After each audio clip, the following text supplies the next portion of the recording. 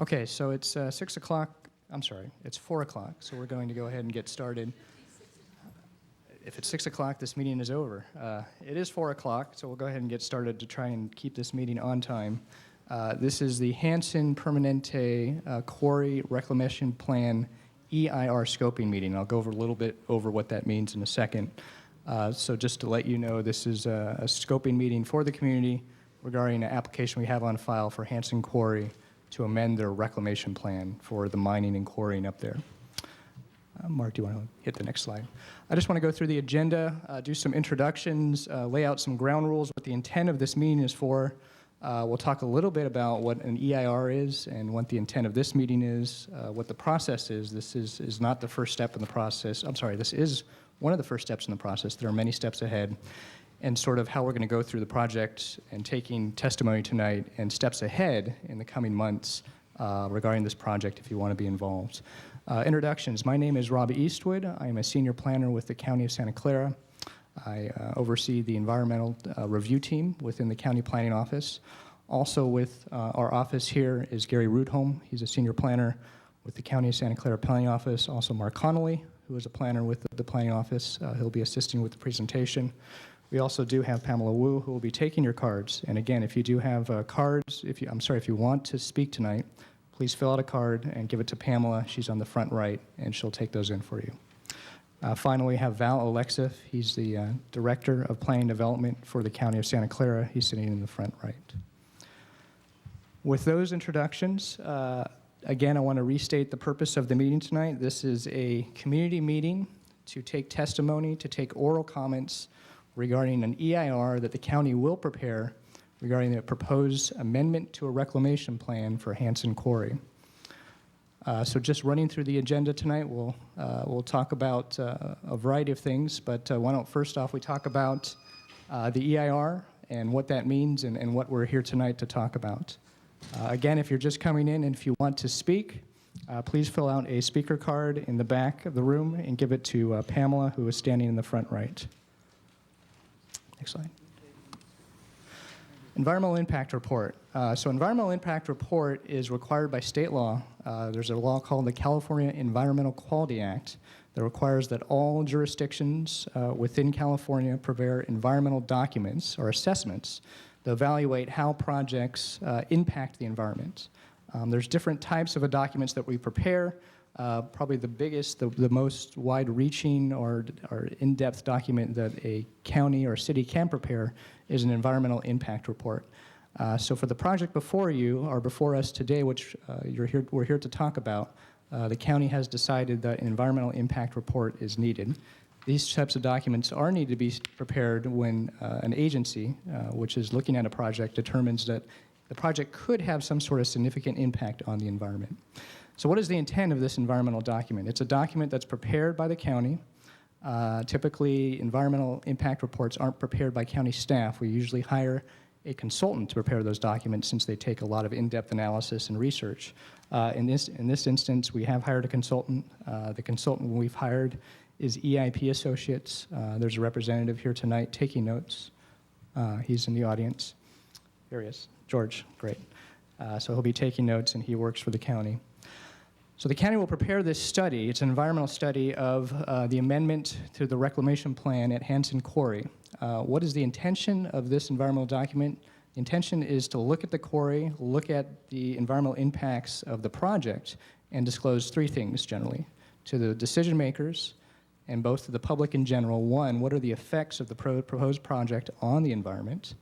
Number two, if there's a disclosure that the project has some sort of significant impact on the environment, be it on water quality, be it on air quality, be it on a variety of things, it has to disclose ways in which the project could be mitigated. Are there ways that things could be applied to the project which could reduce potential impacts to a less than significant level?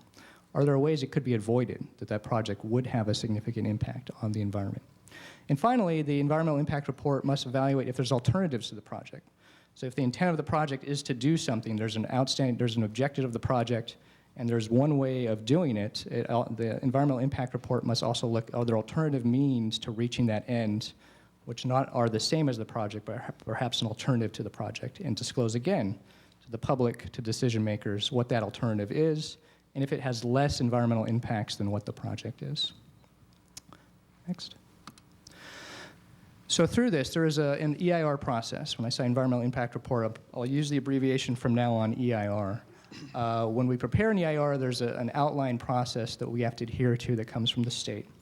And I'll go ahead and walk through that process. As I said earlier, this is the very beginning of the process. And I just want to make that clear. I know there's been a lot of, I guess, talk going around, or perhaps some brochures or information going around that perhaps we're at the point where a decision is being made, or it's going to a hearing, or the quarry and the proposed amended rec plan will start immediately.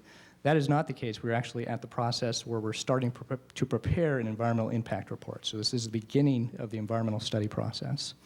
So looking at the flow chart up here, the first step that a city or county does when they want to do an EIR is publish a notice of preparation. And this notice was published originally by the county back in May. We had a meeting about a month ago and realized there were a couple clarifications that we needed to put in the notice, and we went ahead and republished that notice. So it's been published twice now. And with that publication, there's a comment period, which is normally 30 days from the time you receive that notice. And again, the intent of the notice is to tell other agencies, to tell other jurisdictions, to tell the public, to tell neighbors that we are going to prepare this environmental study of the project, and we would like to hear from you, what should we look at in this environmental document? That is the intent at this point. So that notice has been published. We'll run again through the comment periods. There's a copy of the notice that we published at the back desk. I'm not sure if we only had a limited number of copies. We might have run out. If you want a copy of that notice, it is available on our website. And we can go over our website and all of our contact addresses later in the evening if you need to get that.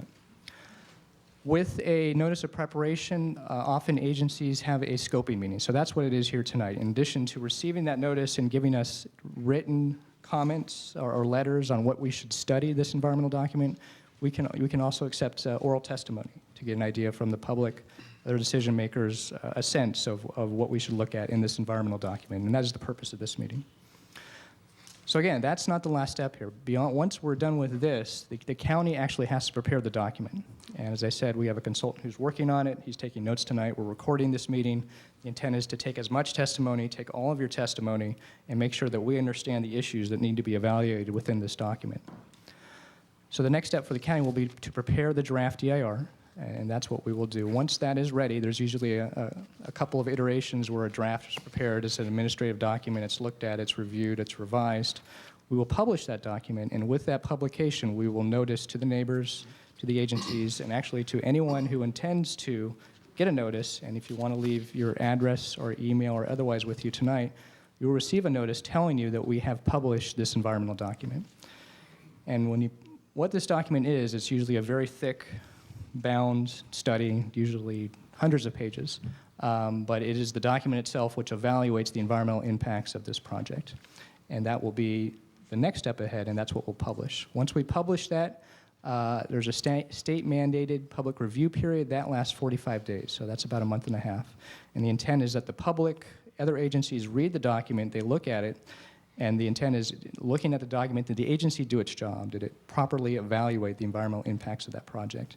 And at that point, you can again write comments in, critiquing, analyzing, providing feedback on the environmental document that we published. After that period, we once again, with the county, we actually have an additional step. Every time we prepare a draft EIR and we publish it out for public review, we also accept oral testimony. A lot of jurisdictions don't do that, but we have, within that 45-day public comment period, we have a public hearing at the Planning Commission where you can also come and talk to the Planning Commission and give your input on your feedback on the EIR. At the end of that period, the county prepares a final EIR.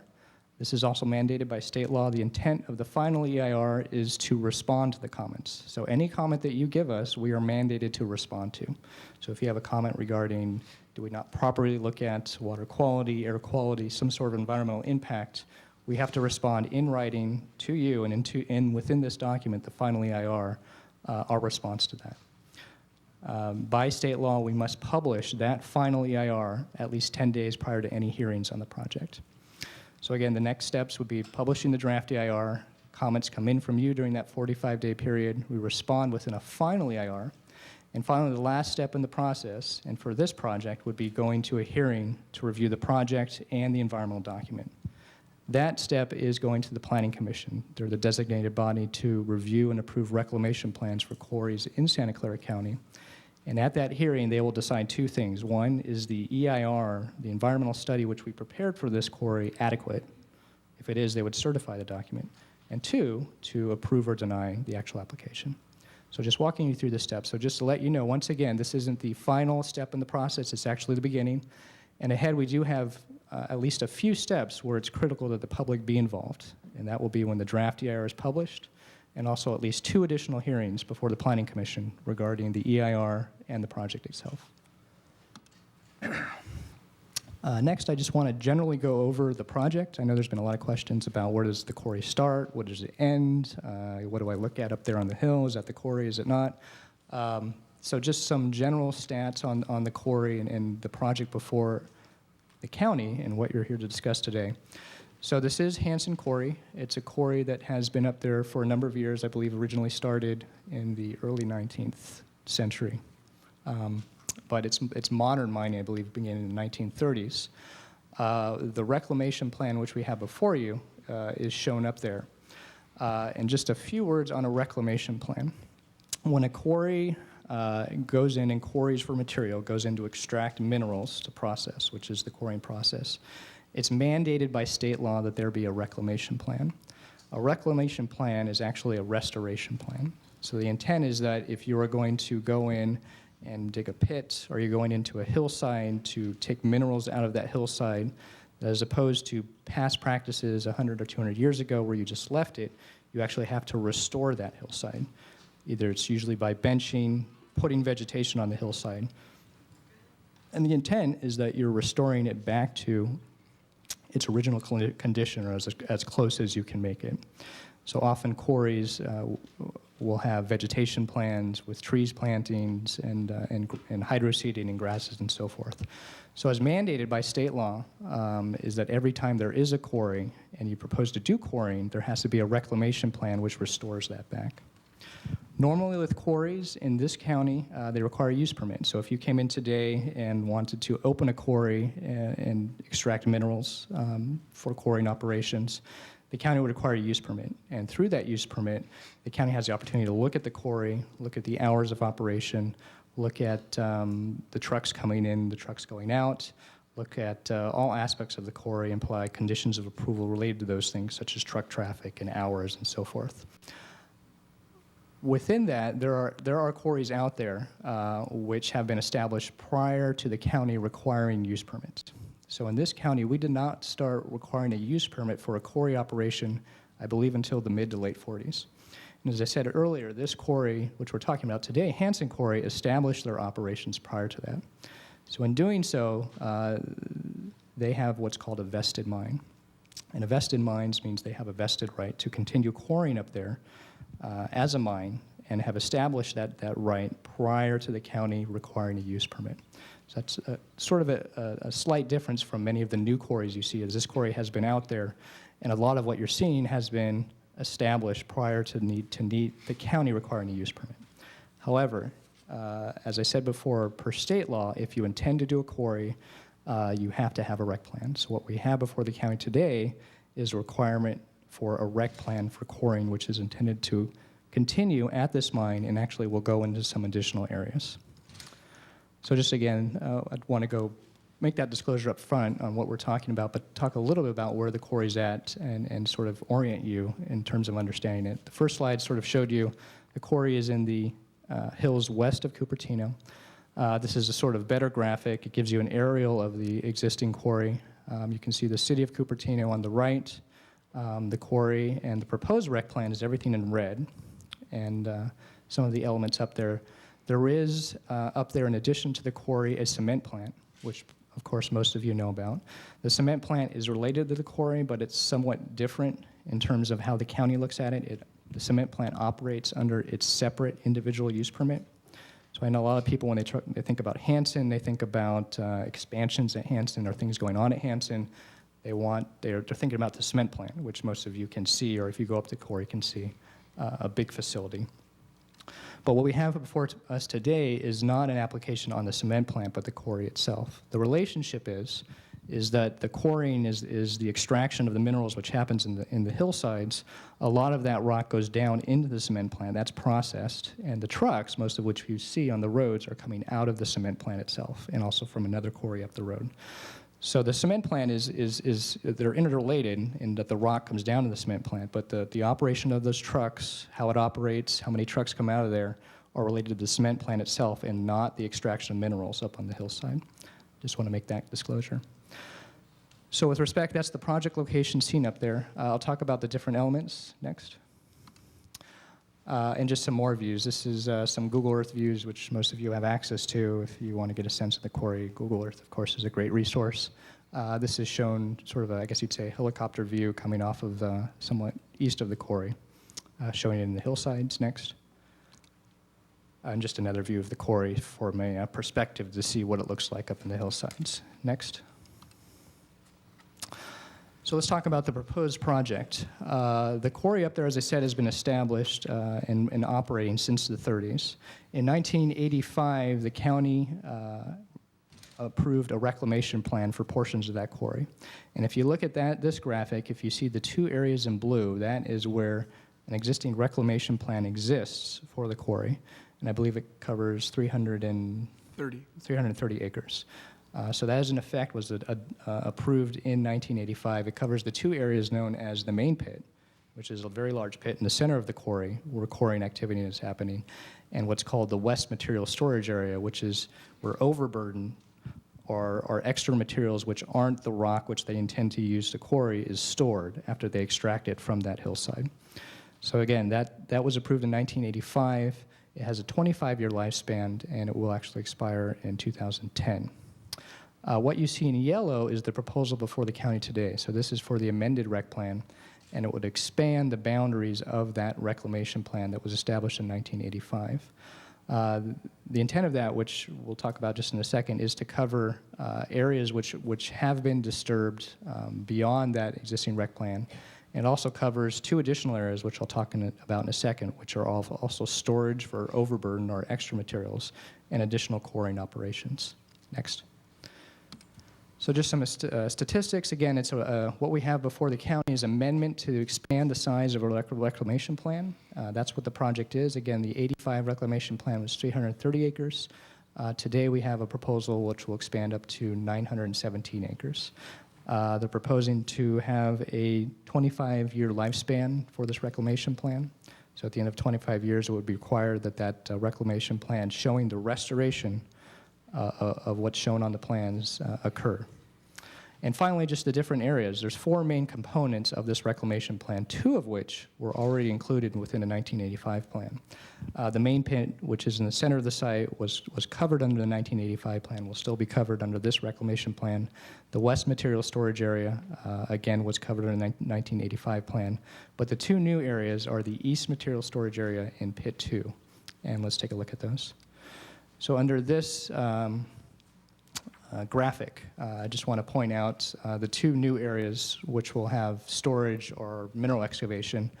The top one in orange is actually the east material storage area. So this is where new overburden would be placed and stored in stacks up to a certain height.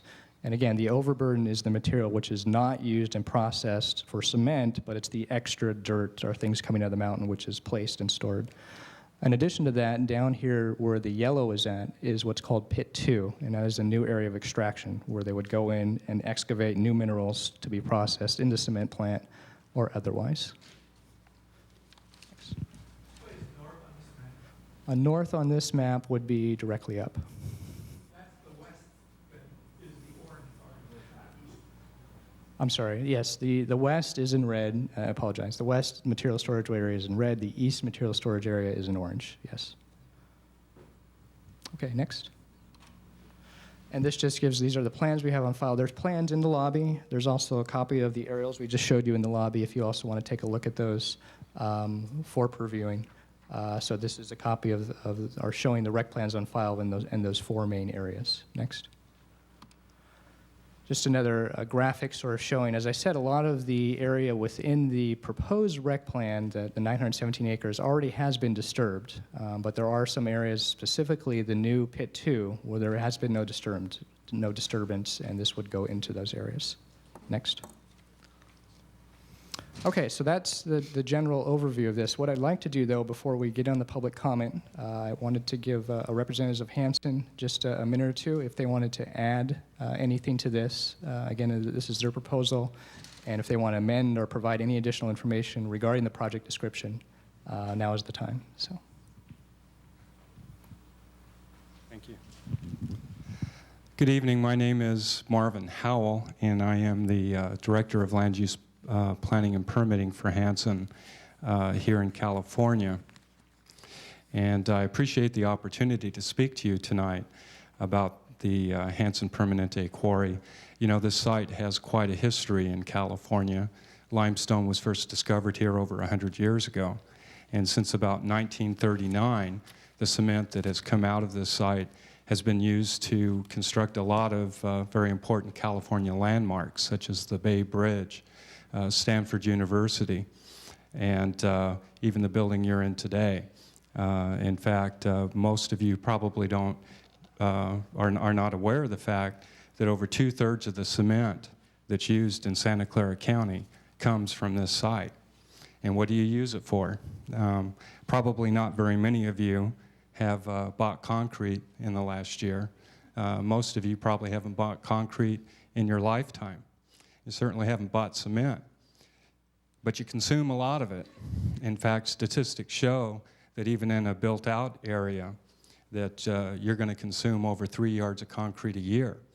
And how do you consume that? You consume it by sending your kids to school, and they need a building to go to school. That building is going to be made out of concrete. You got here tonight driving on roads, the curbs, the gutters, the sidewalks, the homes you live in, the hospitals you have to go to occasionally. This is all built out of concrete. Now, in addition to supplying this very important building material to Northern California, and by the way, 50% of the cement that's used in the San Francisco Bay Area comes from this plant. And in addition to that, we employ hundreds of skilled laborers. We employ engineers and chemists and environmental specialists. And these are all very high-paid jobs, providing jobs for people who live here in Santa Clara County. I think the most important thing I'd like you to take away today from my comments would be the fact that this material is mined here, the material is milled here, and the material is used here. And that's important because if this site was not here, your demand for concrete and our products is not going to go away. And it's going to have to come from somewhere. And the other sites in Northern California are simply not going to be able to make up that shortfall. And so that cement is going to have to come from other areas of California. And most of it is going to have to come from China. And so that's going to cost you more money, and it's going to create a lot of impacts on the environment that are avoided by the fact that we have this site here. Now, another thing that you probably don't realize is that Hanson's ownership at that site, only a very small fraction of it is used for mining. We have thousands of acres that have been protected from development, and that provides a refuge for wildlife and plant life. And I know many of you probably use it today for hiking and for other purposes. And contrary to what you may have heard, the additional mining that would result with this approval of the Reclamation Plan is only 61 acres. And that 61 acres would occur within the boundary of our mine plan that's already existing. Now, I know there probably aren't very many of you here tonight that are very happy about living next to a quarry, and we understand that. But the fact is that Hanson has to go where the limestone is. And the limestone is here. And the limestone is used here. And we think that the fact that we're able to produce and use these materials here creates a huge savings for the community.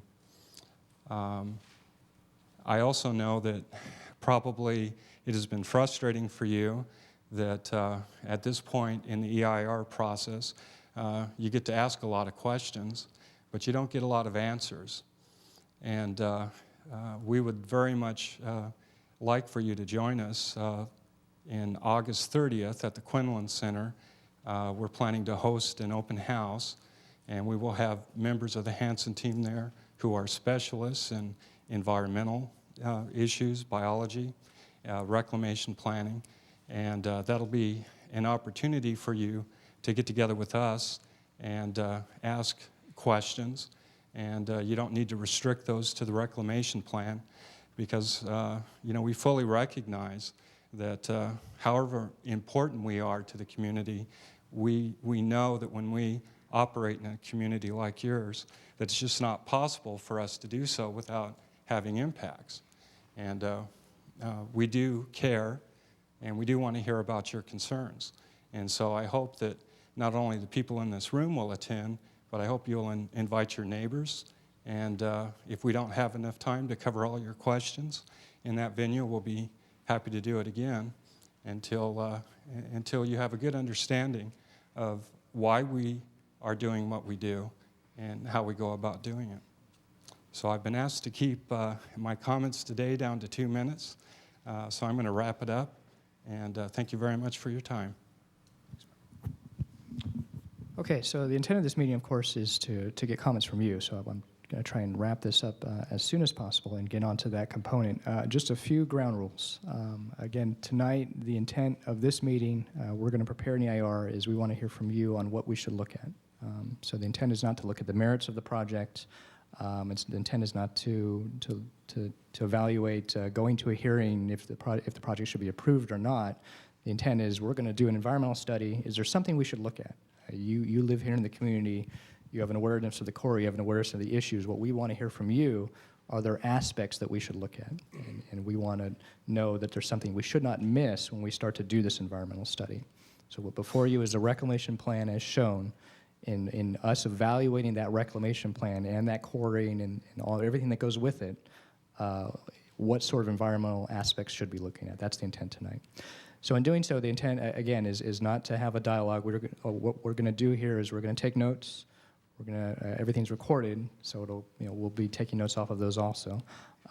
If you have questions, I would probably intend to have those put into the EIR. The intent tonight is not to have back and forth and dialogue and debate the quarry and sort of past operations. Again, it's just to take testimony from you. So we'll more be looking just to take notes from you rather than have some dialogue about the merits of the project. I know there's a lot of questions about vested mines. There's a lot of questions about certain aspects of that. But again, I'd implore you just to put that in form of a comment that the EIR should evaluate these issues, and we will evaluate those. There are points ahead where we'll be able to evaluate the project and evaluate the environmental document that the county publishes, and at that point, we can look more at those issues. So just to go over what's ahead, there are speaker cards in the back. If you came in late and you wish to speak, please speak up, pick up a speaker card. It's a salmon-colored card. Pamela Wu is walking around the room. She's back there. You can give her her card. We'll call you in the order received. There's a lot of people here tonight, probably a lot of people who want to speak. We are going to try and get out of here by 6. I know people like to eat dinner, so that's probably a good thing. So we are going to try and keep the comments to 2 minutes. So if you could, keep your comments within a 2-minute period, just as we asked Hanson to do. We do have a stopwatch up here. He was there 5 minutes, I timed. We do have a stopwatch up here, and we'll tell you if you're getting close. Again, we're going to do our best to take as much notes as possible, but the better thing to do if you really want to give your comments is also to write those down.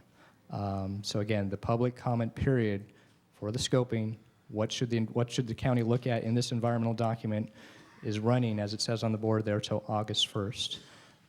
Copies, I hope everyone in the audience has copies of that notice. If you need additional copies, they're available on our website. Our website, if you want to take it down, if you have not gotten the notice, we have the documents up there, is www.sccplanning.org. So that's www.sccplanning.org.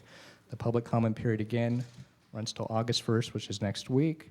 And again, if you can't fit everything in within 2 minutes, please sit down, write a letter, write something down, get it into us, email, fax, or regular mail, and it'll be included within the document as all the comments we received, and we will include that in our scope for the environmental document.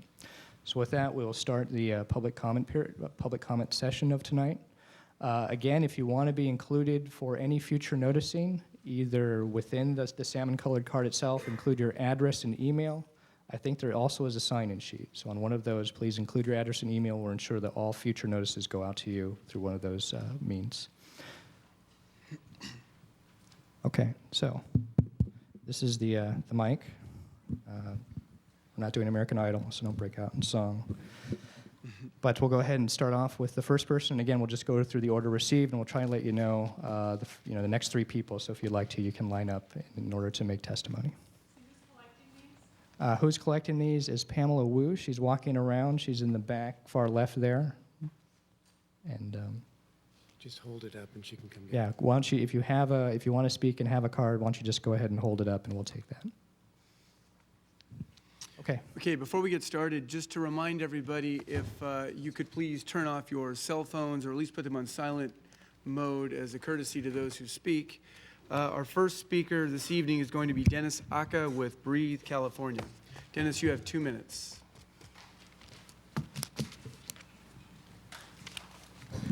Good afternoon, and thank you very much. I'm from Breathe, California, of the Bay Area, formerly the American Lung Association. What Breathe, California is primarily concerned about is the particulate matter that will be created from quarrying. So we're specifically concerned about the wetting process. And particulate matter is a huge concern. It increases hospitalizations and death rate among those with chronic lung diseases such as asthma, such as COPD, even those people with cardiovascular disease and diabetes. So the elderly are also greatly affected by particulate matter. We would like to offer our assistance and see how we can work with you to reduce the creation of particulate matter in the community. I have written contact information on this, so you can contact us as well. How we can reduce that. Thank you very much. Thank you, Dennis. Our next speaker is John Benz. John, you have 2 minutes. I live in the quadrant southeast formed by Foothill Expressway and Stevens Creek Boulevard. And of course, the major word is particulate. You just heard a lot about that. I'm not really sure whether the particulate plume that is rather obvious from looking up towards the mountain comes from quarrying or from the cement plant. Nonetheless, presuming that restoration of 97 acres means excavation of 97 acres, then I presume also that that additional material will find its way into the cement plant. So any way you look at particulate matter, be it quarry or cement plant, the proposal promises to produce more of it. And my major interest in speaking is to request that you find ways of mitigating the particulate matter, which is very obvious in the plume to anyone who looks from Cupertino to the west. Thank you.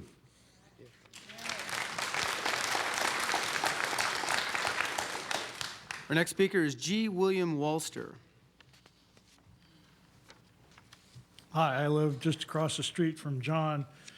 I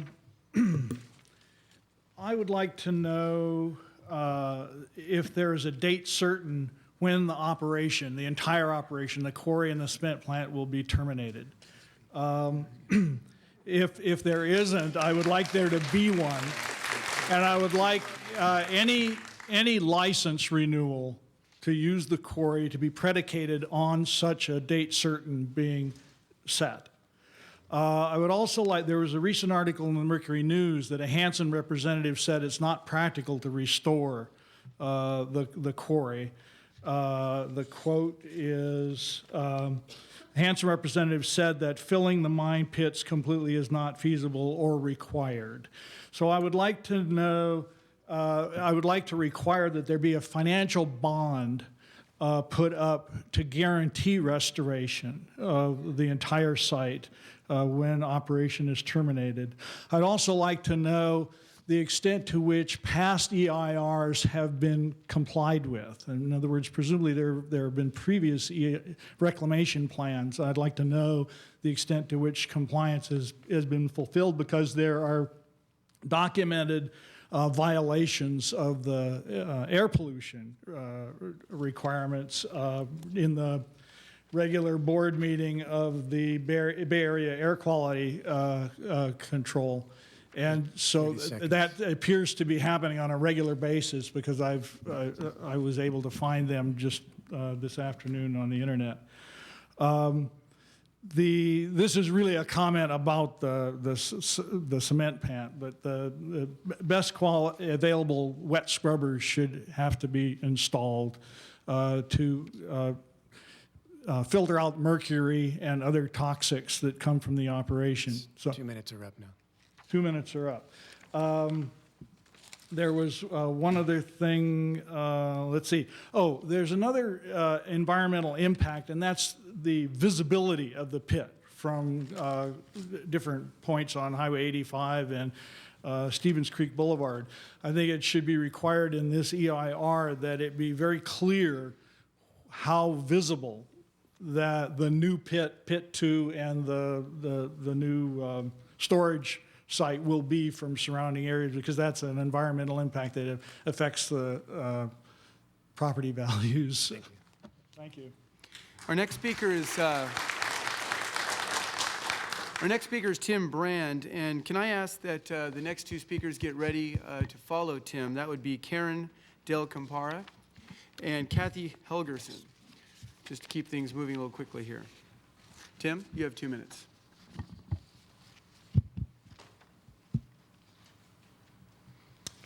Hi, I live about 4,000 feet from the proposed east storage area. And some time ago, about 8-9 years ago, they ran their quarry equipment around the cement production area. And I have some questions about the noise that was produced and how they plan to model it, how they plan to mitigate it with this plan. When that occurred, there were two types of noises. One was the constant backup alarms from the equipment that ran all night. And that ran for about 3 or 4 weeks at that time, and then it stopped, and I haven't heard it that much since then, but I know what it sounds like when that type of equipment operates that close to my house. And the second thing is the large, I think, dump trucks and front loaders that were operating there. They're very large pieces of equipment, probably about the same size as my house, very big. And what I heard there was them running through their gear pattern, first gear, second gear, third gear, over and over, about every 20 minutes that would occur, all night long. And at a certain RPM, in first gear and second gear and third gear, all my windows would rattle on my house.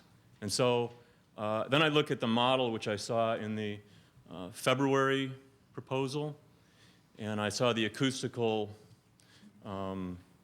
comments about their modeling, and they showed a 6 dB per octave of distance model, which doesn't seem to take into account reflections off geological structures, resonances in canyons, different stratification of the atmosphere. So I'd like to know how those things are going to be accounted for in this proposal. And finally, kind of connected with that, when they do that modeling, is that going to be as an engineer, we call it a swept frequency response. Are they going to look at particular frequencies which are going to excite those modes, which are going to make my windows vibrate and wreck our neighborhoods? It's 2 minutes. Thank you. Thank you. Next, we have Karen Del Campara, followed by Kathy Helgerson. Hi. One of my main concerns is the air pollution, and I want to make sure that the increase in truck traffic that will occur if this mine is expanded is accounted for.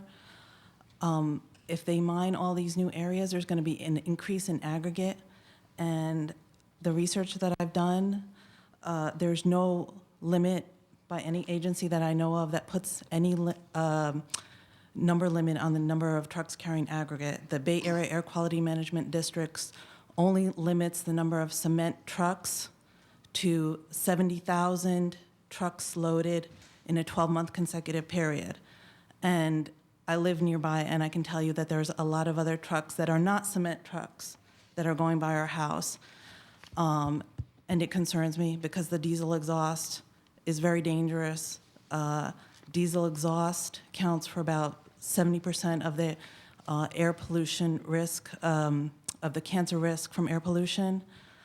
So I think that needs to be taken into account. And then looking back at the February 2007 analysis you did with the crusher relocation, also getting back to the sound was only evaluated on the Hanson property.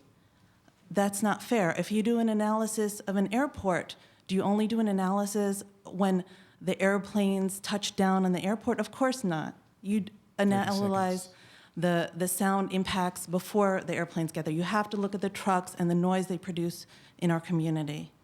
Thank you. Thank you. Hello, my name is Kathy Helgerson. I've lived here in Cupertino for 27 years. And I want to say something. First of all, human lives are more important than cement. And, yeah, thank you. I have cancer. My husband has cancer. I just had my left breast removed. I want something done. I've contacted the Bay Area over and over. I've gone up there with them. I've gone inside the plant. They won't do anything. More rock for more cement. No. Okay. The kids can't breathe at Kennedy. They can't breathe at Monte Vista. There's soot all over my house. I'm dying. My husband's dying. Apple Computer is also a contributor to this, next door to my home with an R&D facility. I want this plant shut down, Apple shut down, the quarry shut down, and the cement factory shut down. And I'm going to go on the street with this, getting signatures if I have to, and I'm not well. I've had 2 surgeries already. I'll do it till I die. They're going to move, okay? Bay Area is lying. Okay, they have a board of probably 50 members. They're all politicians, all looking out for themselves. I want something done about this. I will be an environmental advocate for anyone and everyone can call me. My number is 408-253-0490. I represent the citizens of Cupertino. I am a organization of one so far, but it won't stay that way. I am on the war path. I will be out there with signs by myself if I have to. 2 minutes. Thank you very much.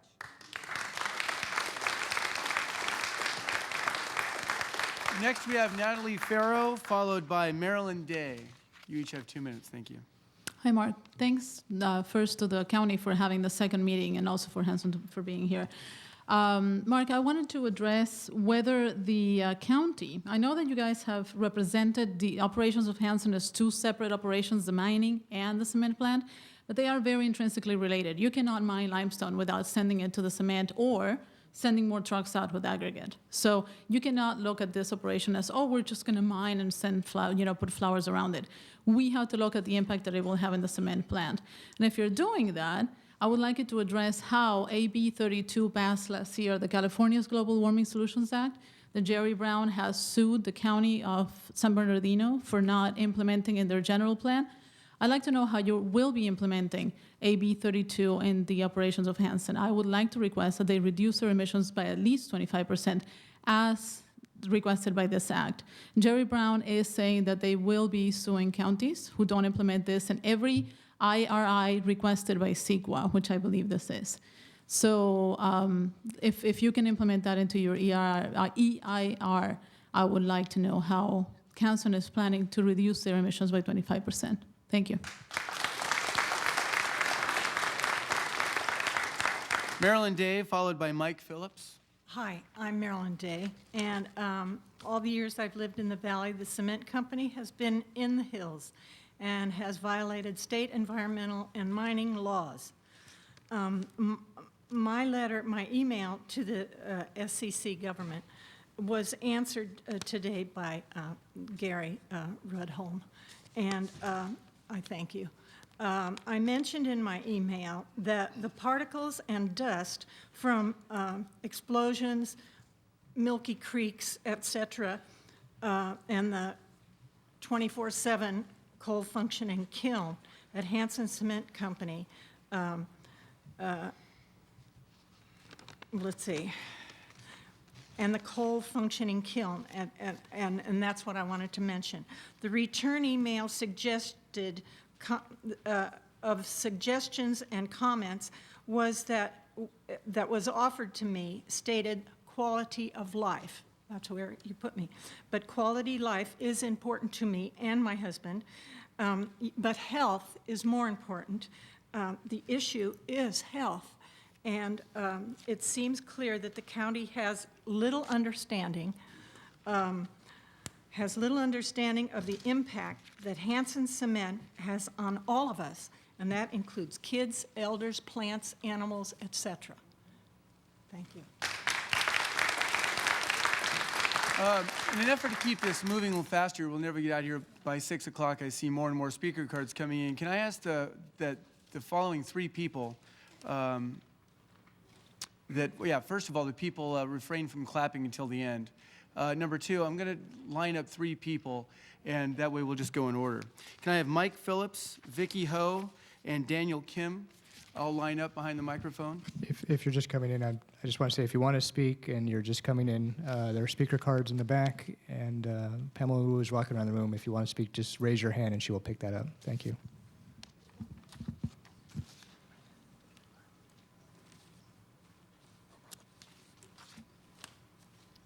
Mike Phillips? Vicky Ho. Vicky, you have 2 minutes. Hi, I live near the Stevens Creek and Foothill neighborhood. And I want to tell you, people in the county, that air pollution from the cement plant is intolerable. Everybody talk about it. This Hanson cement factory is the #1 polluter in the county. I want to know why the county is not requiring them to install technology that can improve the quality of air. Air is quality of life, nothing else.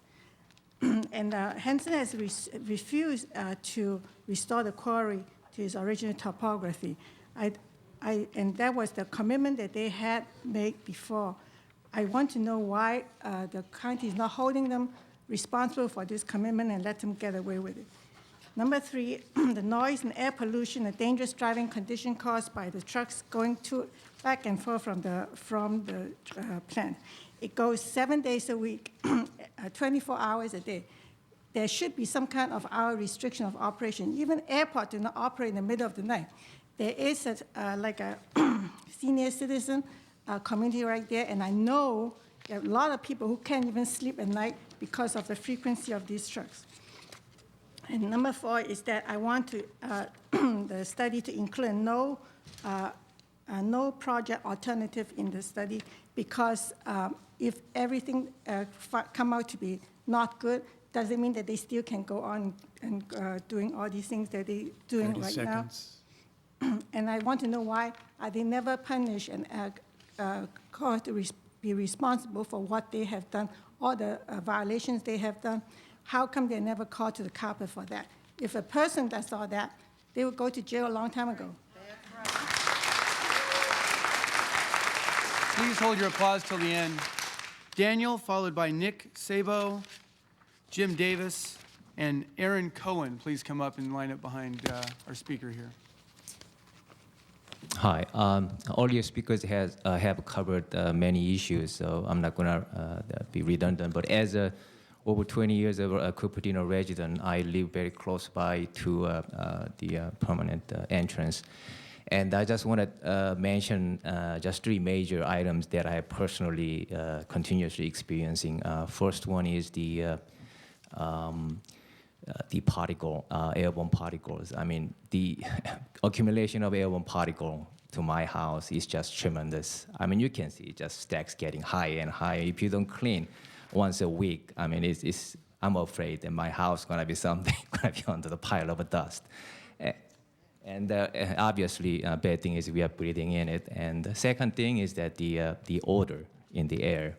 I mean, this is just fossil fuel burning smell. I mean, it's so bad, you cannot even open your house door. And eventually they creep it into the house. And I couldn't even breathe outside. I'm sure there are a lot of people can't even breathe either, especially the people with asthmas and other types of disease. I'm sure they're gonna have a very difficult time breathing around the area. Third thing is that whenever they do the mine blasting, I mean, whole soil shakes. I mean, house trembles.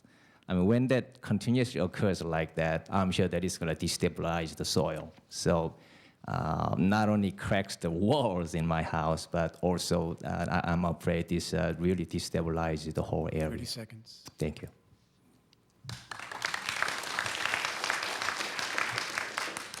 I would like to know if there's any planned increase in the capacity of the cement plant.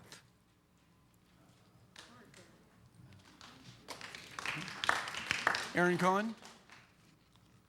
Okay, I'm Jim Davis. I've been here for 47 years.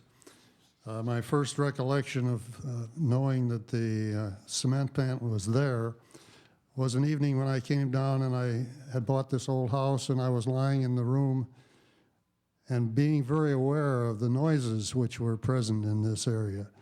And I heard this throbbing, beating going on, and I'm at least a mile from Permanente. On evenings when there's an inversion layer, the noises from that plant are spread throughout the area. And it's absurd to think that the cement plant and the digging, the quarry, is not totally connected to one another. This is an opportunity for us to look at the problems of the cement plant and make sure that the grievances that we have over noise, pollution are corrected before they begin to expand this operation even further. Next, Aaron Cohen. Hi, my name is Ron Cohen. We don't live that close to the quarry, but we do live pretty close to Foothill. Foothill Boulevard is the only way out of the neighborhood where we live. I'd like to focus on the safety issue, or the lack of safety caused by the truck flow, which is amazing. There's no single time I drive or walk on Foothill and I don't see a bunch of trucks almost next to each other. We live in that area for 7 years, and there have been quite a few incidents during that period.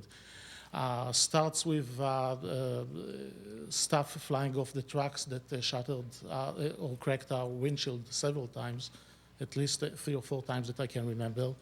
In January of 2004, our dog got killed by a speeding truck.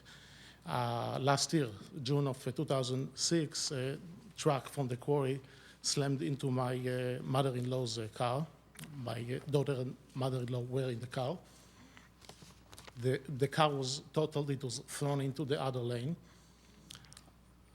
In some way, they escaped with only minor injuries. I don't let my kids leave home on foot. That's got to stop. The ultimate solution is to shut it down.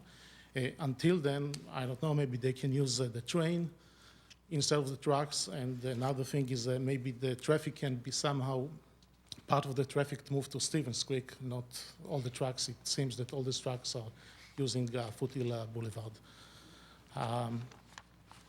Thank you.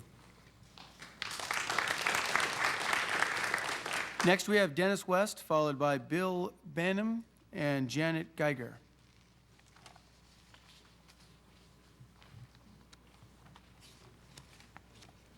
My name is Dennis West, and I'm aware that limestone contains serpentine rock, which also contains asbestos and benzene.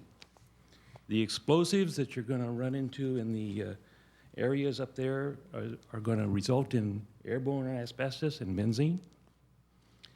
And the new yellow area, which is the south area, the large new area right over the hill from what was called Inspiration Heights, or the area along Foothill Boulevard, could result in reduced contamination of the air. So I think your EIR needs to require night and daytime air quality analysis before, and also address the issues of airborne asbestos and airborne benzene. Thank you.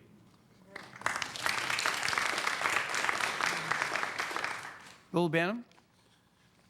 We understand that the EIR process is governed by law, but there is an angry group of people here who demand that you interpret those laws in the strictest possible way to restrict this blight on our community. You can see smoke from miles away, or particulate matter, or whatever the hell it is. There is blasting going on a regular basis. Trucks coming down from that plant routinely drop rocks on the road while people are walking by. There's dust all over the road that comes off those trucks. This thing is a blight on our community. The proposal to reclaim it is a fraud. This is a proposal to expand the scope of the plant. If we could shut it down, we could, and at a minimum, we have to give these guys no benefit of the doubt.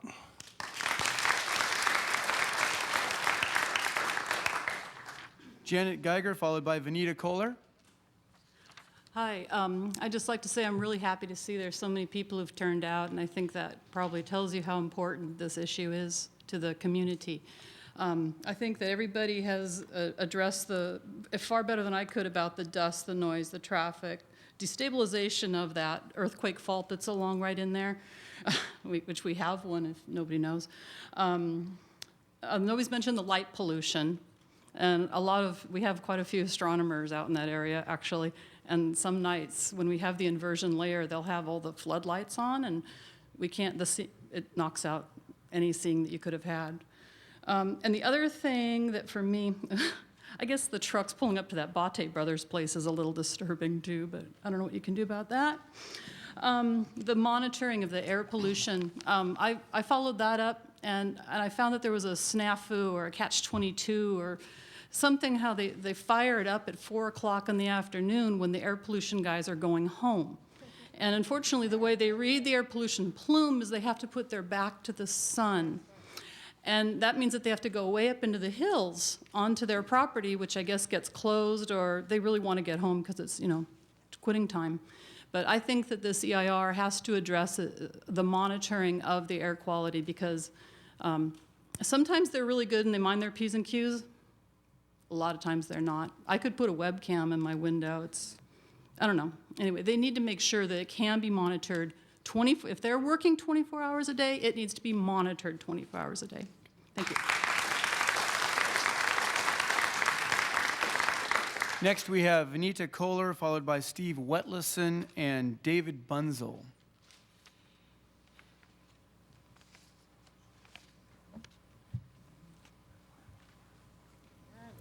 No Vanita? Steve Wetleson?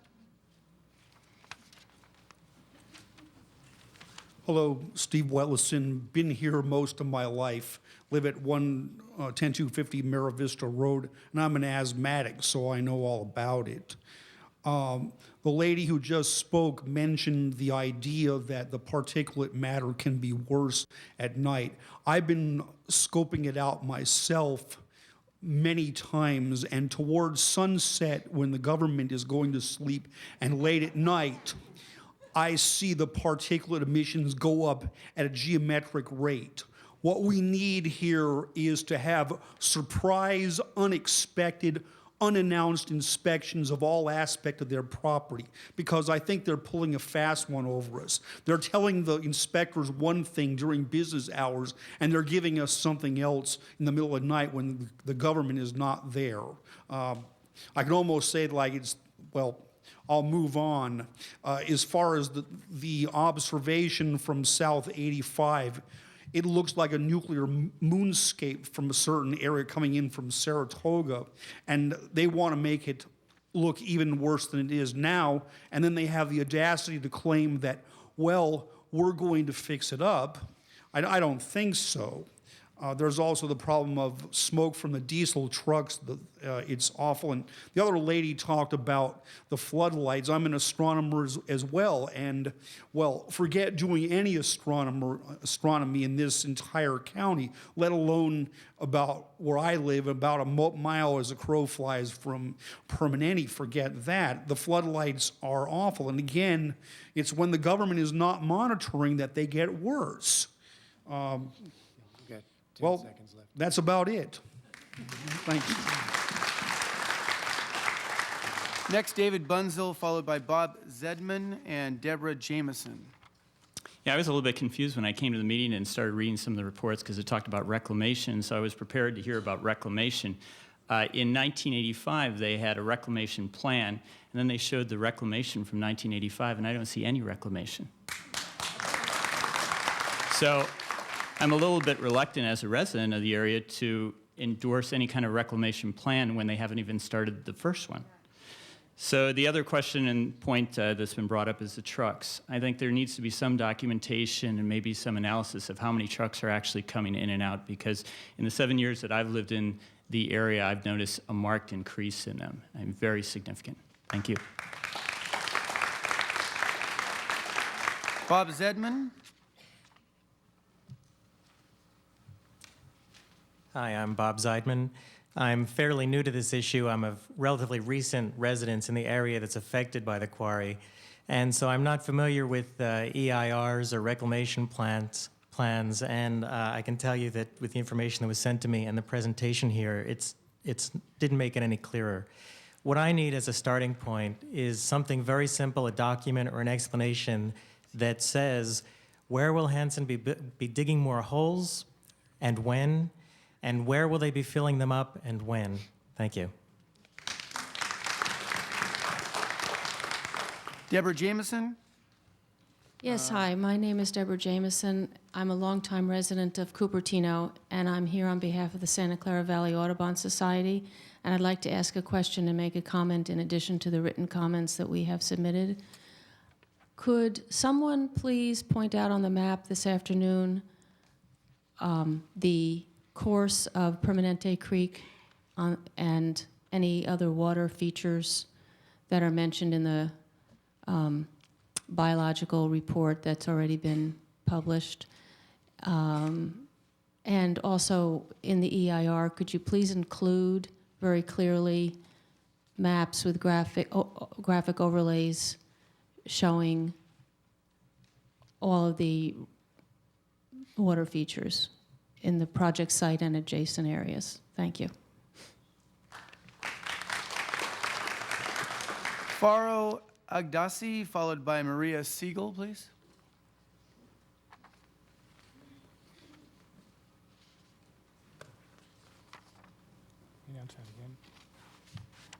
I just had a question regarding the qualification of the independent consultant that you've hired to do this important EIR. Can you expand on their background and what other projects they've been involved with? That's all.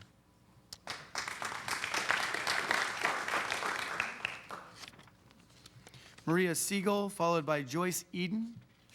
Part of this whole process is a little frustrating in terms of the way you've set this up and our inability to ask questions, because people have a lot of questions that we haven't yet gotten the answers to. Several of us have been calling your office trying to get the story on what the vested rights mean exactly from a legal standpoint. Do they apply to the entire area? Is it more narrowly, restricted to a specific area? Because the law clearly states that the vested rights only apply to the part of the land that is clearly defined when those rights were first granted. So it's been a little frustrating because we can't ask questions now, and we haven't been able to get some answers, to questions, from the get-go. The other question is, what is the appeals procedure? This is coming to the Planning Commission. I guess it doesn't go to the Board of Supervisors then. What if we don't like the outcome? What rights do we have to be able to appeal this whole process? And thirdly, you know, the thing to remember from all of this is that, yes, they've been in the community for a very long time. I know my family's been residents of Cupertino since 1964.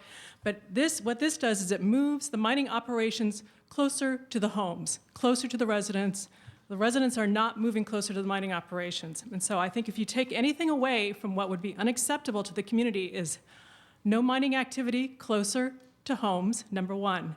Secondly, no more coal burning. Thirdly, reduce emissions by 25%.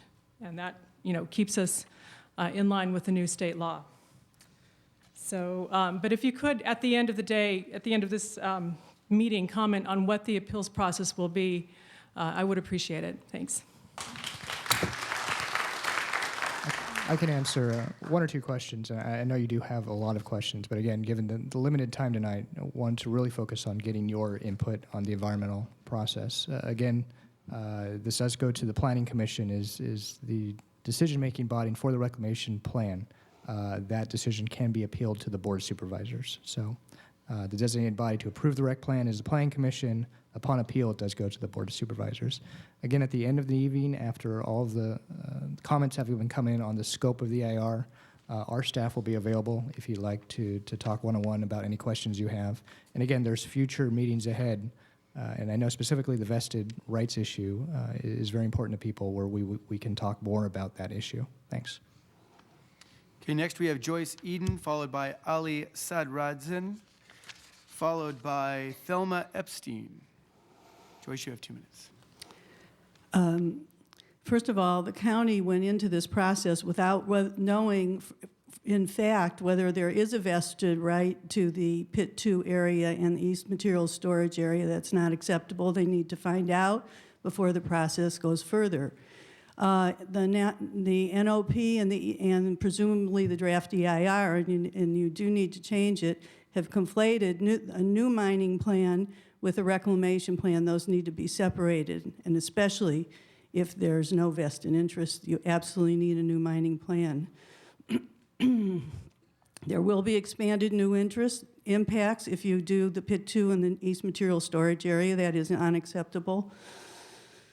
It appears that you have failed to fulfill the 1985 plan. Why should you be getting an amendment to that plan at this point? And I want you to discuss specifically in the draft EIR, Phase 1, Phase 2, Phase 3, and everything else that's in the 1985 Reclamation Plan, whether it's been fulfilled or not. The county has failed to adequately monitor quarrying and reclamation. There have been mining boundary violations. There's been stack violations. And it's time to look into a substitute for cement that's produced in a non-combustible manner. Hanson used to use gas as their fuel. They could go back to it. I believe that they still have the facilities to do that. In fact, I think they're still using gas to heat up the kiln. Thank you.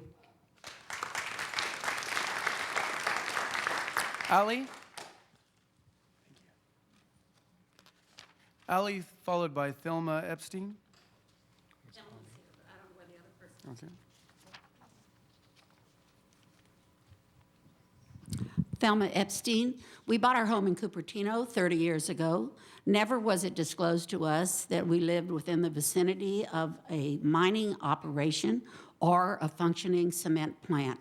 I do not live on Foothill Boulevard, but I can tell you that for 30 years, we have had a deep concern about the amount of particulate in the air. So concerned that we went on a tour of the Hanson plant. We learned everything about it that we could. The scrubbers do not function adequately. We are going to have the highest incidence of lung cancer in this area of the county that anyone's ever seen. I understand property rights. I understand when someone buys a property many, many years ago and they feel they have the right to develop it into eternity. But the life in this community is far different today than it was in the 19th century or in the 1930s or even in 1985. Every city within our county is under hazard to this mining operation. It's like looking back in the 19th century with a 21st century view. I beg this county of Santa Clara to look in the minds and hearts and lungs of every one of us. We have to wipe gray particulate off of all of our furniture inside our homes and outside our homes. You cannot get an air conditioner clean enough to keep us from the danger that this continuing mine represents. It's time to be realistic and look at 2010 with a real view toward the future of the health of the people in this area. Thank you.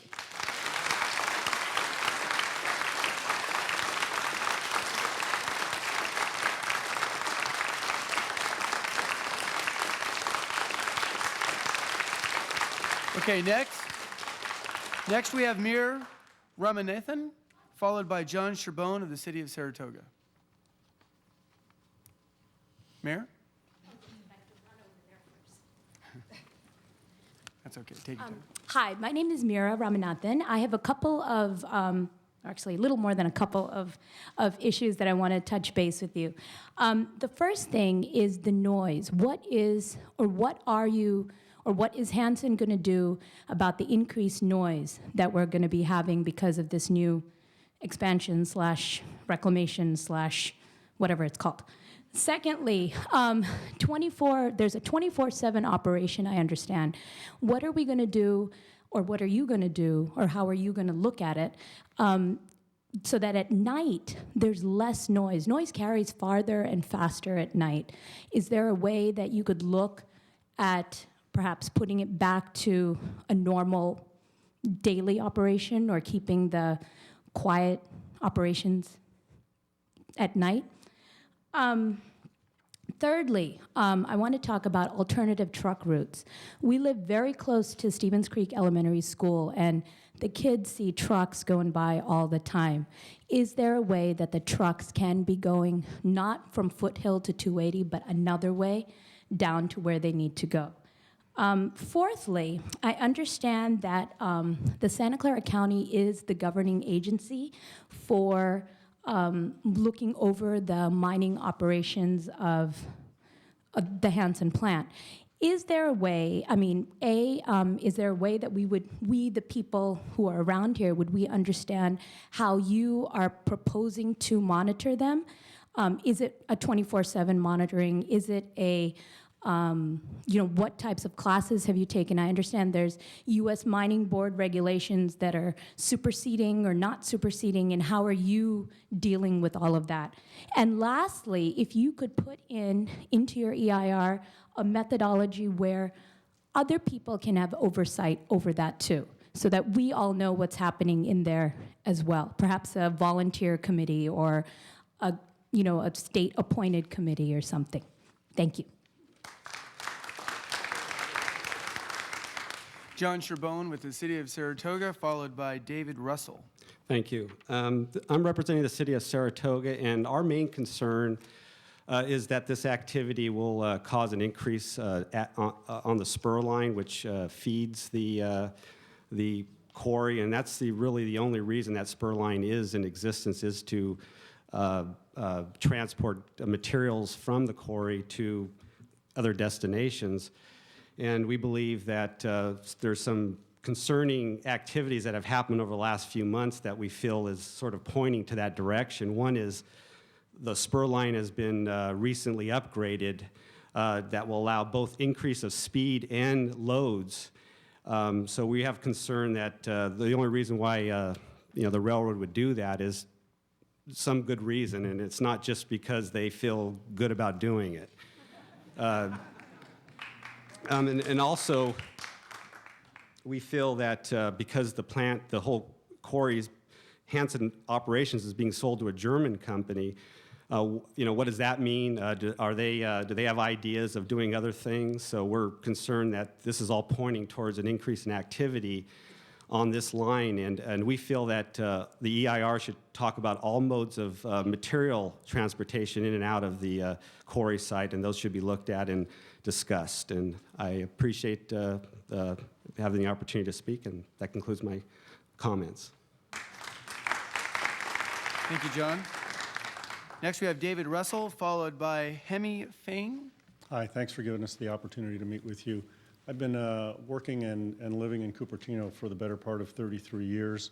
I currently live just to the southeast of the Permanente Hanson Quarry facility, and I too witness the soot that just lands on the house every single day. So what I would ask as part of the EIR is that that the output of the facilities measure current airborne pollutants and particulates that result from those operations, that you make those results public and publish them and make them publicly available, as well as the research methodology behind how you came up with those numbers.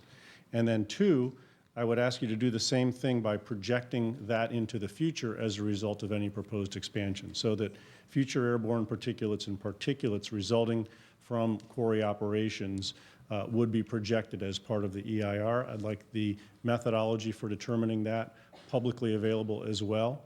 And then I just have two rhetorical questions. I think I heard in the presentation earlier today that excavation outside the boundaries of the current reclamation plan had happened. How could that be allowed? And then what's to ensure that it won't happen in the future with this new plan if it goes forward? Thank you very much. Hemi Fain, followed by Frank Rittman. My name is Hemi Fain. I live in Mira Vista Road in Cupertino. I have two questions. The question number one, if there were any researches or studies done to find any alternative to this proposal. So if the decision is based on one proposal, yes or no, there are any other proposals or studies that were done that will allow to consider something else here. And the other question is, what is the interest of Santa Clara County actually to allow an active quarry to continue to work so close to neighborhoods? Are there any special benefits that the Santa Clara County is getting out of having this operation done here? Thanks. Frank Rittman, followed by Martin Hammond. Hi, my name is Frank Rittman. I live on off of Voss and Melissa Court, which is a stone's throw from all of this aggravation we're talking about. I'm looking at a news article that I, for some reason, kept. I don't know if it was in the Cupertino Courier or the San Jose Mercury, but I'll read a quick thing from it, which I think was alluded to earlier. In June 2004, for example, the Bay Area Air Quality Management District listed the cement plant as one of the leading sources of stationary air pollution in Santa Clara County. I've lived here for over 40 years. It started bad, it's gotten ridiculous. I've obviously encountered and lived with the air pollution, the traffic pollution. I think I've heard everybody else's comments here. I think this comes down to money and politics. I think we need to figure out a way to impose and mandate that Kaiser Permanente cease and desist all operations until they can control their current activities. In terms of air pollution and pollution in general, and there's more to it than just air and traffic pollution. It expands way beyond that. I smell a class action suit coming up if something isn't done about this. That'll include health issues and many other items as well. So I suspect that we ought to take a look at the money trail here. Who benefits from all of this that seems to be out of control?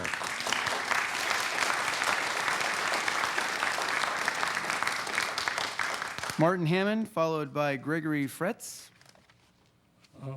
We've heard a lot of complaints today. I've been here for about 40 years. I've seen the same kinds of things. The issues seem to be noise and pollution, monitoring, and mitigation. There's not much of that goes on. We need an effective grievance procedure. I've been down to City Hall, County Hall, what have you, over both Stevens Creek Quarry and Hanson Quarry, and kind of nothing happens. You get patted on the head and left alone. We'd like an effective grievance procedure. I'd also like to point out that the residents that are complaining here were in this location before this permit application was brought up. So we have rights. This idea of grandfathering stuff from 1880 has got to come to an end.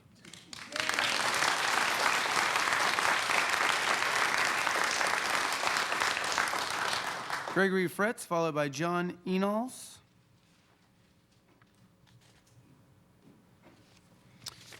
Then after that, we'll have Emil Kolev. Let's go to John. Yeah. John Annals.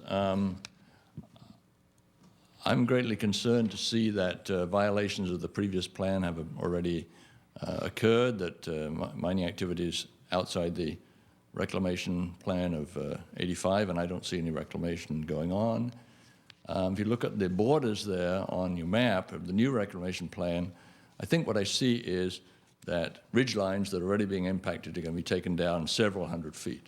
So you can't rebuild that. You can't reclaim a ridge line. You're going to be exposing the new views of the mine activity to Mountain View, Los Altos Hills people, not just Cupertino people. I think the sight lines are very important, and it would appear to me that this new pit is going to be in full view of everybody. So I think we should really look at this sightline thing. I also, of course, have concerns about pollution, et cetera, particularly noise. Noise is a very strange thing. It varies greatly with the weather. I live in Oakdale Ranch, and sometimes there's no noise. Sometimes it sounds like the kilns in my backyard. So it's very difficult to measure, but I think the impact should be very significantly studied. Thank you. Emil Kolev, followed by Erica Williams. Hi, my name is Emil Kolev. I live on El Prado Way in Cupertino, so basically I'm very close to the plant, just behind the hill. And from what I hear here and see, there's no anyone happy about this, what's happening, so that's a good indication whether people like this or not. The problems are we have cement, we have dust, we have poor air quality, we have smoke, we have noise, we have no monitoring of that at all. My car is out there, you can come and scrape cement with me. So that's a good example. I called many times Bay Area Air Quality Management, and at some point I guess they got tired of me or everybody calling, so they were saying, well, we can't monitor it, or it's not there, or it's humid, or it's sunny, or we can't measure. It's not dust, it's just moisture in the air or something. And I see it on my car and the windows and everywhere. So basically, the other problem is associated with this operation. It's traffic, it's diesel fuel. Also, we have accidents on the road. My windshield also was cracked, big deal. But I mean, basically, those are many problems no one is happy about. So basically, what I would like to say is, first of all, Permanente Cement should obey all modern air quality standards and laws, not follow practices from 1880 and be grandfathered. That's, everybody said that already. So it should be followed 24/7, not only about pollutants, but noise as well. If they claim to be a modern operation, they should follow all modern laws for that. They shouldn't be hiding behind their grandfather law or whatever. Also, of course, you can guess what if I vote, I would vote no for this expansion or reclamation, but it's, again, my vote. That's 2 minutes, sir. Also, Cupertino residents should be given the right to determine what's in their backyard. Because even though it's on the county land, the county should stay behind the residents, should be a partner. Okay, that's all. Our next speaker, Erica Williams, followed by Kathy Heilman.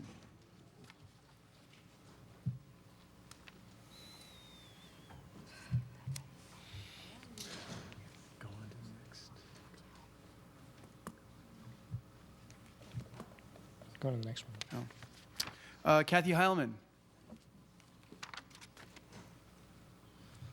Hi, thank you. My name is Kathy Heilman. I live in the Creston neighborhood, right on the boundary between Cupertino and Los Altos, and I've lived in this area overall for 39 years. I want to express my concern again about the environmental impacts, and in addition to all of the other issues that have been raised, which I concur with, I want to specifically raise the issue of mercury emissions. The mercury emissions from the Hanson Permanente cement plant are some of the highest single point sources of mercury emissions in the state of California. And I think it needs to be looked into. Mercury is a very, very serious neurotoxin. It is the most toxic non-radioactive substance on the planet Earth.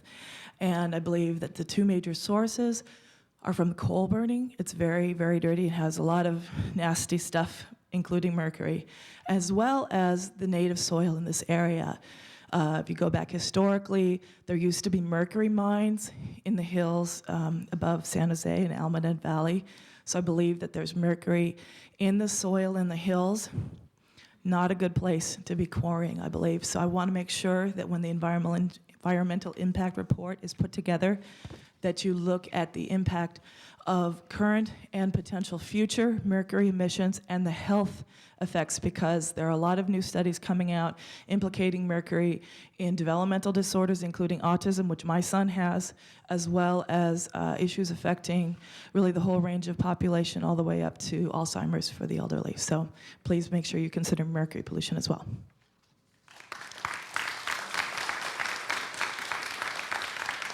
Next, we have Shakar Bapat, followed by Helen Back. So I understand that Hanson Cement is here since 1880 or whatever. What amazes me, it looks like they're also using technology from that era. It is incredible for me. I can say this without offending anybody because I come from a third world country. It is offensive for me to see this happen in this country. I cannot believe, looking at the amount of pollution, that Hanson Cement is not doing anything to control it.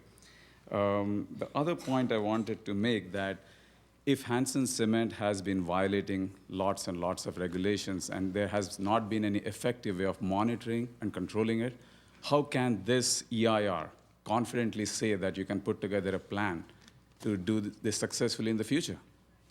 The third point is that Hanson mining operations and the cement plants are together. We all understand how corporate world works. It is naive to pretend otherwise. So any EIR that we put together for mining has to include the cement plant. Thank you. Hi, Helen Back. Yeah. I appreciate the EIR report, but I don't think any report can analyze, evaluate, measure personal take on this. And I have a 3-year-old and a 1-year-old, and I just don't see how this can remind us of that aspect. Thank you. Steve Dauber, followed by Margot Tenold. I have a pretty specific thing that I'd like you to look at. My understanding of the EIR is it's broader than just pollution type issues. It's the impact on the entire area. And I'd like you to look at the impact of the increased truck traffic on the Foothill 280 interchange.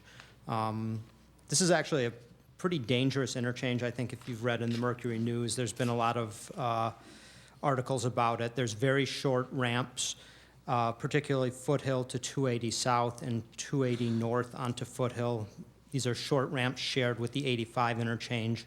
And it's extremely dangerous, the merge of cars trying to get in the exit ramp at the same time slow-moving trucks are trying to get out of the quarry, off of Foothill. So I think you need to look at, to the extent there is going to be increased truck traffic from this plan, can that interchange handle it?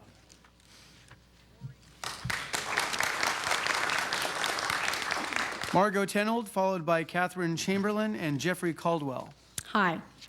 I appreciate you listening to my concerns. I have been a resident of Cupertino for 33 years, lived one way from all the trucks on Foothill Boulevard.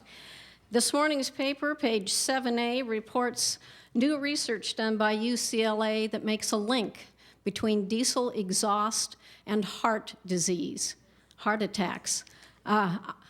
I think this is kind of like asbestos. For years and years, people used asbestos. Then they discovered it was such a health hazard, it was outlawed.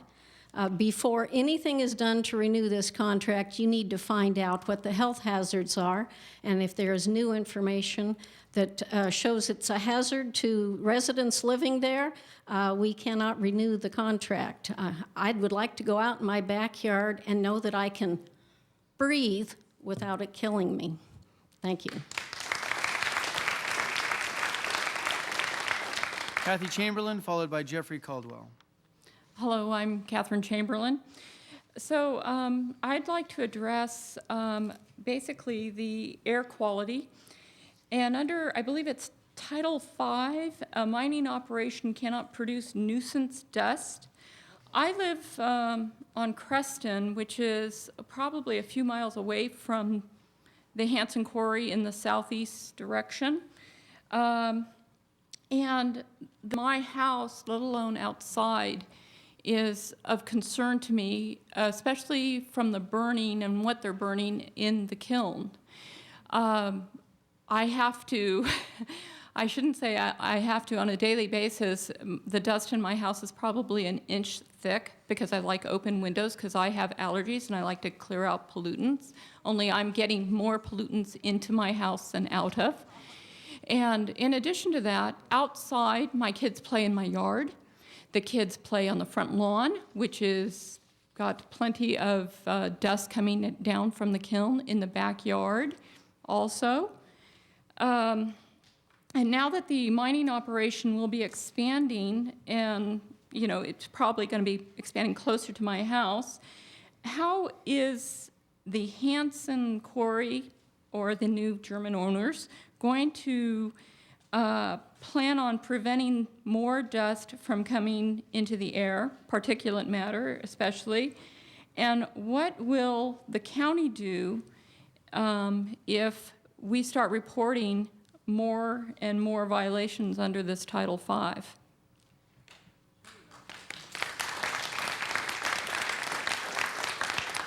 Jeffrey Caldwell, followed by Beverly Wanego.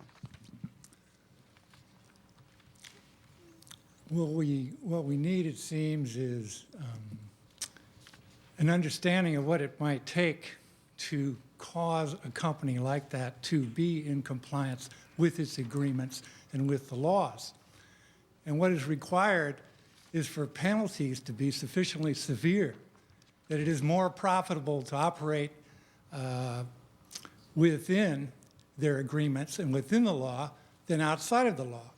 So we need to evaluate what it is going to take to make the operation totally non-profitable if it is not in compliance, and regardless of who owns it.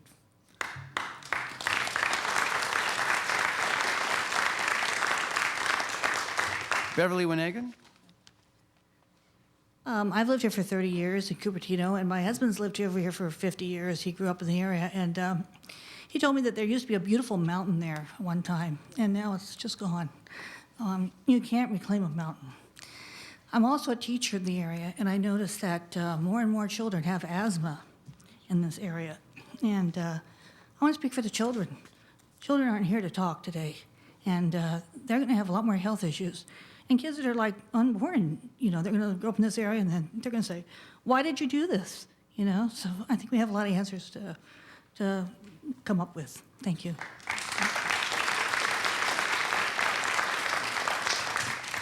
Okay, we have the Community Development Director of the City of Cupertino to speak, but first I'd like to invite some of the folks that I called their names earlier that didn't respond, so I'd like to just see if they are in the room. I know one or two of you did step out. Mike Phillips, are you here? Vanita Kohler? Ali Sattersday? Gregory Fretz? Larry Alba?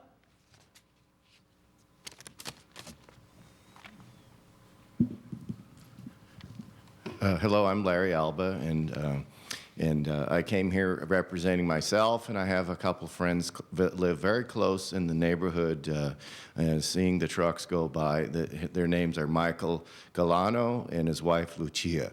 They're very, excuse me, they're very close friends for a number of years. So whenever I go to visit them, we see these dusty trucks going by with all the air pollution, the noises, the vibrations, and all this pollution.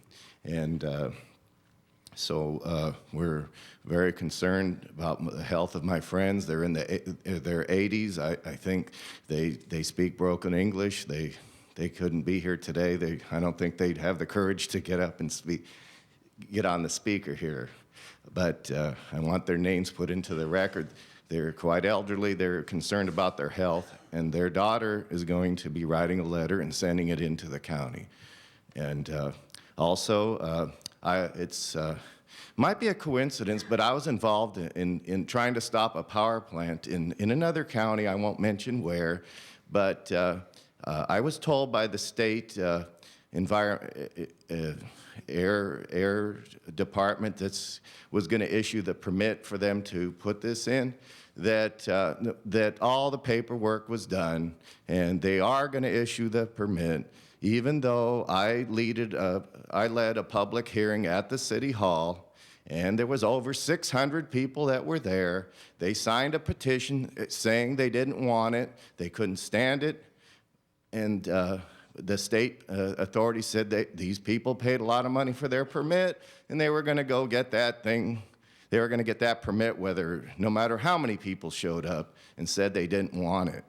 So, but the state authorities also told me on the side, they said, can you keep this off the record? They also said, if you can find a planning and zoning issue, that might be what can stop it, because the State and Air Quality Bureau, they called it, over there, they're going to issue the permit anyways. So then what the strange thing was, I did find a planning and zoning issue and found somebody filed a fraudulent planning and zoning map to affect letting this thing occur. And now I'm trying to get them to fix that, and they're afraid they don't know how. And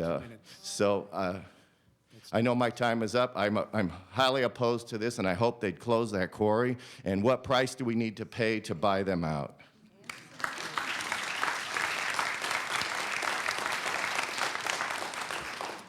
Is Erica Williams in the crowd? Okay, let's move on next to Steve Piasecki, the Community Development Director of the City of Cupertino. Steve? Thank you very much, and thank you for having this scoping meeting. We appreciate it. We are extremely concerned, obviously, about the reclamation plan and any expansion, as is evidenced by the residents who are here this evening. Also, Vice Mayor Kwok and Mayor Wang were here earlier, and our chair of our Planning Commission, Lisa Giefer, is also here attending this meeting. So we are concerned. We've given you a 4-page letter that outlines many of the issues we think that need to be addressed in the EIR, focusing on the past performance of the reclamation. We also see the very scarred hillside and don't understand why it's not green. Trucks, trains, air and noise pollution, the mitigations to offset impacts on our streets. As a result of the trucks on our streets, we get no tax revenue from the Hanson plant, yet we bear the costs of repaving and taking care of our streets as well as patrolling them. And we need to successfully reclaim the existing scarred areas before we open up other areas. So we also want assurances that that's going to happen, and it's going to happen successfully. And we're concerned about extending the impacts another 25 or so years. So we will be closely scrutinizing and reviewing the EIR, the process, and again, thank you for the opportunity.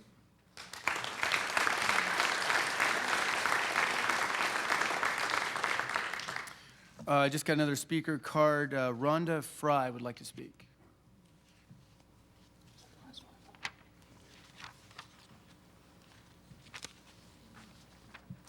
Hi, I'm Rhoda Fry. Gosh, I think it was maybe a year ago or so, I was driving home on Foothill Expressway over by Highway 280, and I smelled this really awful sulfur smell. And then I got home about a mile or so away, and I still smelled it. And I called the city of Cupertino, and they told me to call the air quality people. And I did. And they went out and they checked, and they came back to me and they said there was a spike in sulfur there. And that's all there was to it. And I kind of wondered about whether this spike was considered part of the overall amount of pollution, or whether it's just a spike, whether it's just an outlying data point. And we keep on reading about how the air quality organization hasn't adequately done monitoring or issued violations, and I'm really concerned about that. So thank you. Okay, I just got 3 more. Elizabeth Bergen, followed by Gail Bauer, followed finally by Dawn McCubbin. Good afternoon. My name is Elizabeth Bergen, and I'm a resident and constituent of Cupertino. And I just wanted to voice my opinion in the fact that I oppose any expansion of the quarry. Further, I feel that any approval of expansion of the quarry would show us the special interest that this panel would have. Thank you.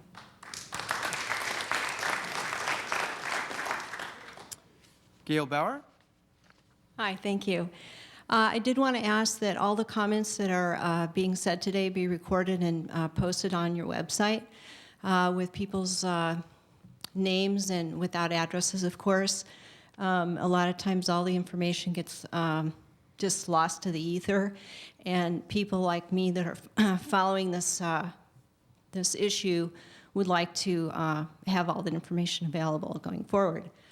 And I would like to also say I'm very glad to hear that it seems like for a change, the city of Cupertino is going to be following this as well and has taken it upon themselves to take this issue. So I applaud our city for taking our side on this issue and being upfront about that. Thank you. Don McCubbin, followed by Raj. Yes, I'm Don McCubbin. I live within a mile of the plant, and I haven't heard a couple of things discussed. I pretty much agree with what I've heard, but I just went out to the California State Department of Conservation. In 2002, they had a press release which stated 2 seismic hazard zone maps for Santa Clara County now official. Those maps included Cupertino, and to quote what they said, landslide hazard zones occur extensively in the foothills west of Cupertino. Okay, so that's where we're talking. Liquefaction hazard zones occur mostly along streams and creeks in metropolitan areas. Notable are wide areas along Saratoga Creek, Calabasas Creek in Saratoga, Stevens Creek, and Permanente Creek in Cupertino. The map that they posted on their website actually shows the footprint of this liquefaction area extending very close, if not into the new Pit 2 area. My concerns for EIR is what's happening to Permanente Creek. That should be a riparian corridor. What happens downstreams? What happens when they start blasting in that area? What happens with the new east overburden zone that follows pretty much right along the bank? Are we going to lose our creek? Great concern.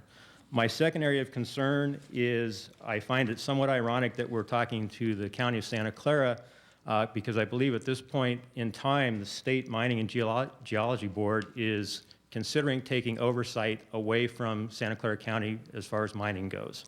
I have lots of documents that I downloaded today from the internet about the lack of oversight from Santa Clara County and their inability to keep tab on the quarries in Santa Clara County.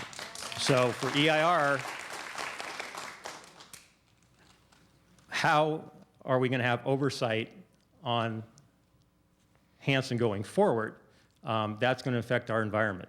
And if the county can't do it, how can the county then approve expansion? Thank you.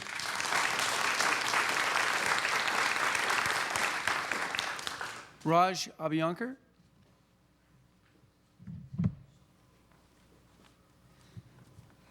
Hi, I am a resident in Cupertino, and I'm a parent of 2 young kids, 3 years old and 1 year old. And I'm just concerned in general about the air quality that we breathe, and particularly the factories aren't a real point and pride of us, our city.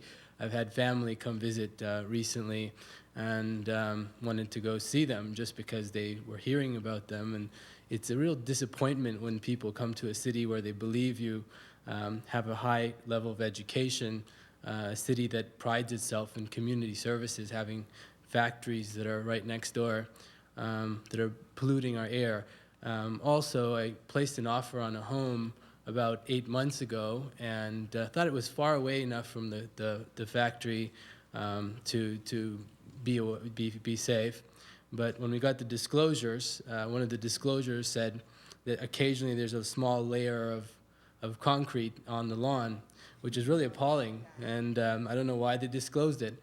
but we backed out of that house. That house has been on the market for 9 months. So it's significantly, I believe, going to affect property values for those that choose to disclose such things.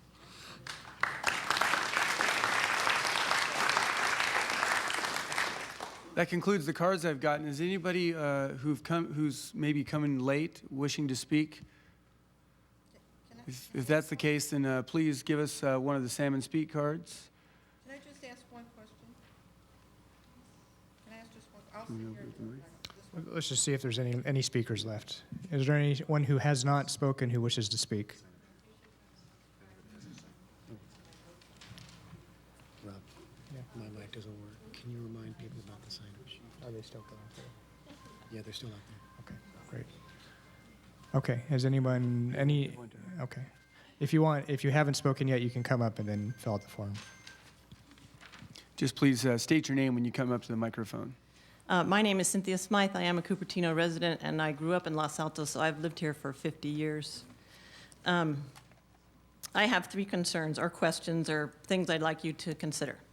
One is that I have read the Bay Area Air Quality Management report that was done recently, and it did make several recommendations on how you could, number one, make a different type of cement that actually didn't use fossil fuels in order to create it. And that's my biggest concern, is the air pollution. So if there is another way to do it that could actually, decrease the air particulates, et cetera, that everyone has mentioned, then I'd like to know, are the recommendations by the BAAQM being considered? In other words, changing the way we actually produce cement. The third thing is, and you kind of stole my thunder because I'm my biggest concern also is mercury that's being spewed into the air, and it's a well-known neurotoxin, meaning it's a known cause for a lot of developmental delays in children growing up. And there's tons of research that's supporting this now, and more coming out all the time. And it's also being linked to any of the neurological degenerative diseases too. So we're talking about Alzheimer's disease, ALS, Alzheimer's, et cetera, et cetera. I mean, the list goes on and on. So the amount of mercury that is put on the air is just unacceptable, and that yes, there are EPA standards, and I know a lot of people have called for, why don't we at least follow the standards that are recommended by the EPA?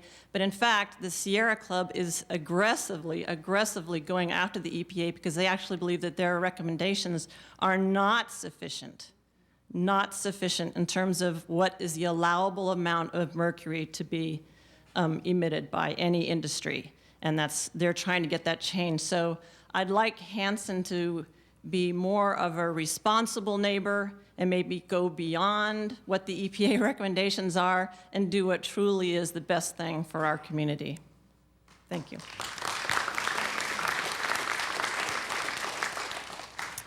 Barbara West, please. Thank you. To underscore what's been said before and to make sure you have it in your notes, I would like you to consider in the EIR the health impacts of the particulates, not only with respect to lung cancer, but to consider the emerging medical literature with respect to increase in the frequency of heart disease due to the pressure on the lungs from the particulates. Additionally, there is benzene and there is asbestos in the ore that is mined at the Hanson facility. Both are carcinogens. Would like you to consider those in your EIR.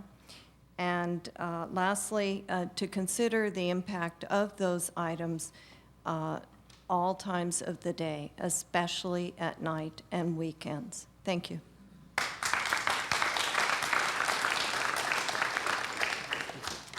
Is there anyone else who would wish to speak? Why don't you come on up, ma'am? Just please state your name for the record. Excuse me, my name is Lynn Faust. I'm a Cupertino resident of approaching 30 years. I was very involved with the county and the city with regard to helping Stevens Creek Quarry become a more responsible member of our community. I would compliment them by saying they have really helped our quality of life. I would like to compliment the city because of the time that council member and then Mayor Don Burnett did spend on our behalf in front of the County Planning Commission and the Board of Supervisors. I would like to encourage the people sitting here when they are addressing comments or written communications to the county that they do make the city aware of your feelings, because I think it's a very good thing for them to know and to follow through on. Thank you.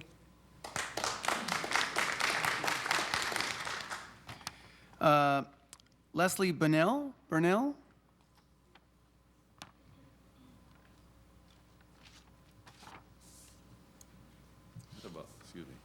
had about 3 questions.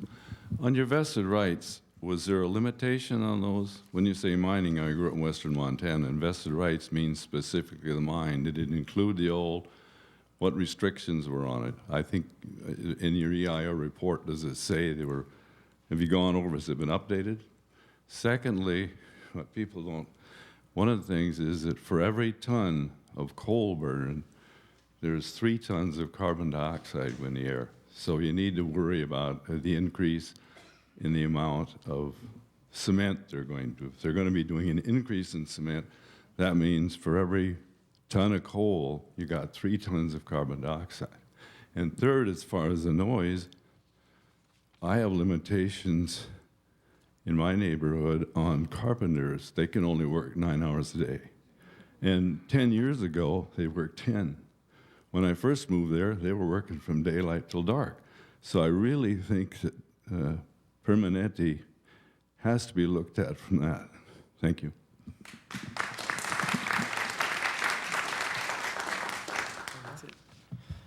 Okay, last chance if there's anyone who has not spoken. Okay, with that, we will end the formal comments for tonight. Again, I know 2 minutes is very short to get your comments in. I do ask that if you have a lot more to say, to please put it in writing. The comment period is open until August 2nd. You can email that to us, you can fax it to us, you can send it to us. But if you'd like, please elaborate in writing. We'll take that in. We're going to go ahead and end the public comment period at this time. There'll be no more public testimony, but staff, myself, Mark Connolly, Gary Rudholm will be available informally to answer any questions or talk about anything you'd like to talk about. So thank you very much. What is your email address? Okay. Email address. Send all emails to... The website, the Hanson, on the website. Let me just give it one more time. Our website and our email address. The website is www.sccplanning.org. And on that website is a link right to the Hanson Quarry webpage. The email address to be included on an email list is Hanson, Hanson, at pln.sccgov.org. Yes. Why don't we go ahead and end the formal comments, but if you'd like to come up and we can go over any questions you might have. We don't have a formal schedule at this point for when the EIR will be out. Likely it will be at least a few months at the minimum, but we're not sure.